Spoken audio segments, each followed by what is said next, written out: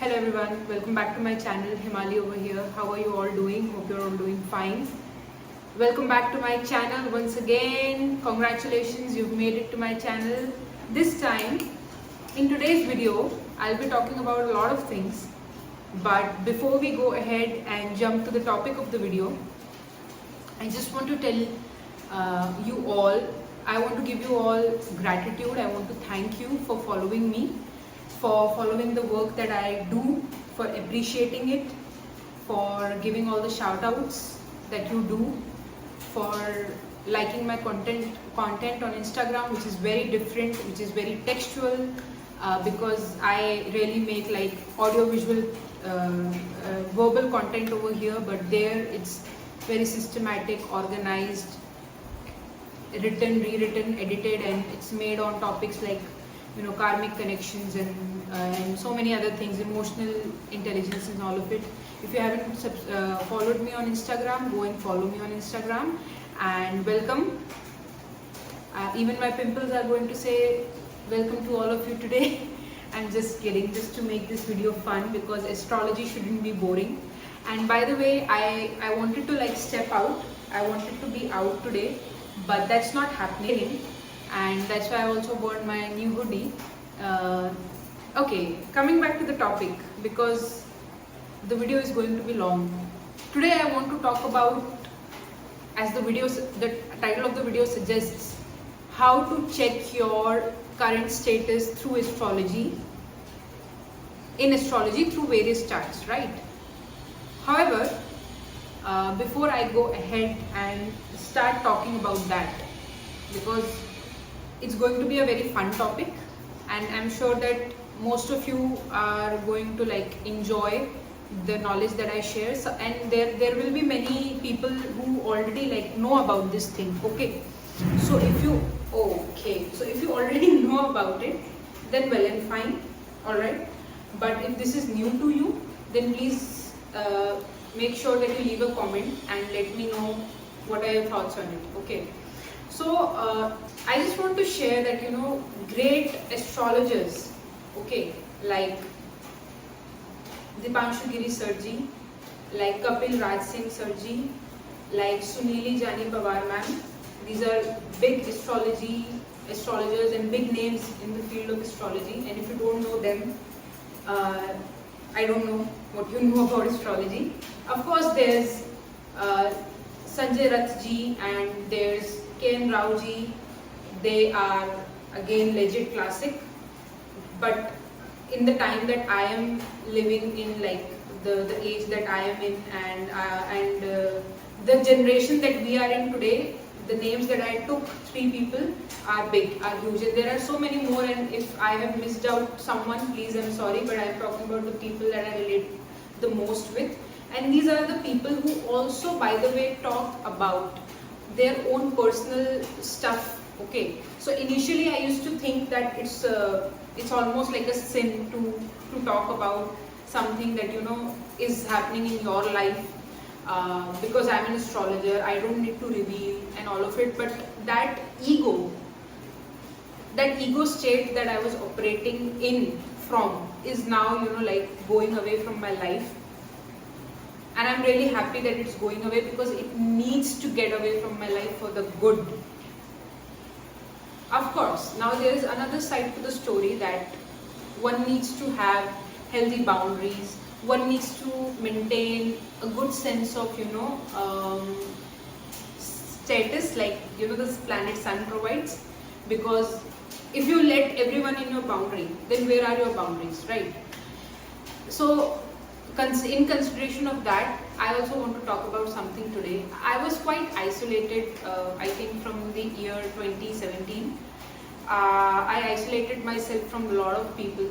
I had so many friends and these huge groups of people, including like my seniors and teachers, employers, bosses, authorities. I secluded myself from each and every one, you name it. I used to like go ahead into forgetting about I used to just go ahead, wake up this fine morning and forget what's tomorrow.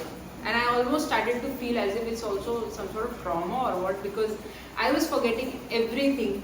I did not want to remember or recollect anything whatsoever from the past. So I let go of every situation, every person, every goddamn thing from my life, old, parents, family, siblings, cousins, relatives, name it. I let go. But as you know that from last year, Ketu has been transiting in the sign of Libra, and the Rahu, and naturally if Ketu is in the sign of Libra, Rahu is in the sign of Aries. Rahu demands to look at the survival instincts because it's in the sign of Aries. So you need to your Rahu is focusing upon, your survival needs, your needs that you really need. It's something that you have to focus upon, and it will throw some illusion, it will throw something, if not even an illusion, then it will just take your eyes on those things that you need to focus upon. While Ketu, what Ketu is doing is that Ketu is cutting you, okay, literally, like you whenever a diamond is carved out, okay, from underneath the ground, you don't just take it and sell it in stores like Kanishk and Reliance Jewels and stuff like that. You take it out, wash it, polish it, give it all those cuts, make it a solitaire, put it in the ring, and then present it to people, right? So what this tells is that it goes through a process of lot of cutting and finishing. So a knife is involved, a lot of instruments is involved. But at the end of the day, you become a person, or you become that product, like for in this case diamond, that you really deserve to be. And Libra is the sign of relationships. Okay, Libra is the sign of people, right? It's the natural 7th house.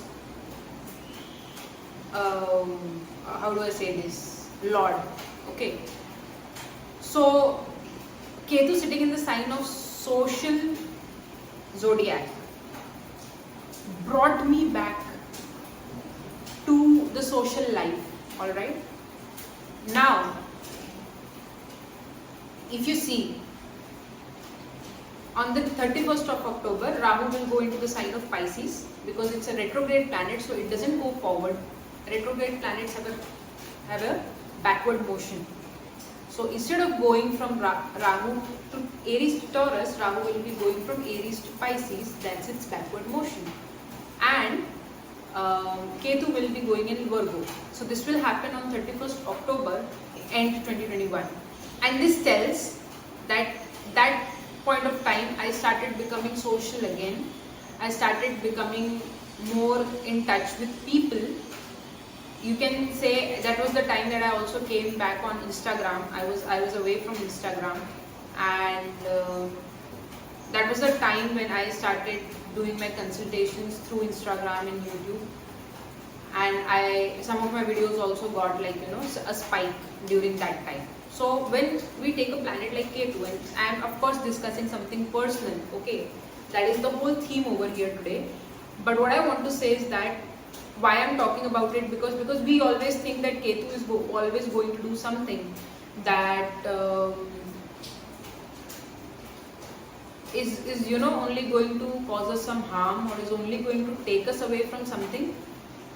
But just see the example that I am presenting, and I am pretty sure that there are people